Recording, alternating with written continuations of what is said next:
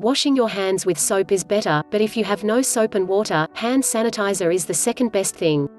Commercial hand sanitizer can get expensive, and with the shortage of hand sanitizer due to COVID-19, you may have to resort to making your own. Making your own hand sanitizer is a simple process that results in a formula you can customize to suit your personal tastes. Alcohol-based hand sanitizer.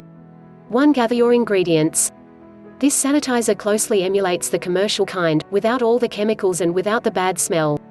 Hand sanitizer should not replace hand washing, just use it when you really need it.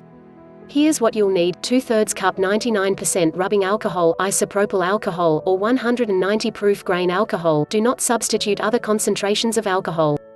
1/3 cup pure aloe vera gel, preferably without additives. 8 to 10 drops essential oil, such as lavender, clove, cinnamon, or peppermint. Mixing bowl. Spoon funnel plastic container. 2. Mix the alcohol and aloe vera gel in the bowl. Pour the ingredients into the bowl and use the spoon to mix them together well.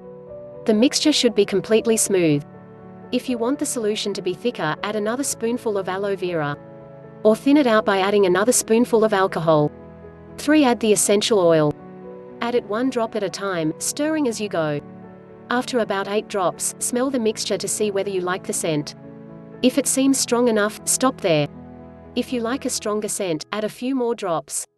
Use whatever scent you enjoy.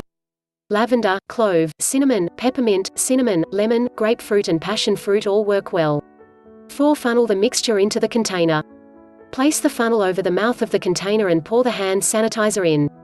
Fill it up, then screw on the lid until you're ready to use it. A small squirt bottle works well if you want to carry the sanitizer with you throughout the day. If you make too much for the bottle, save the leftover sanitizer in a jar with a tightly fitted lid.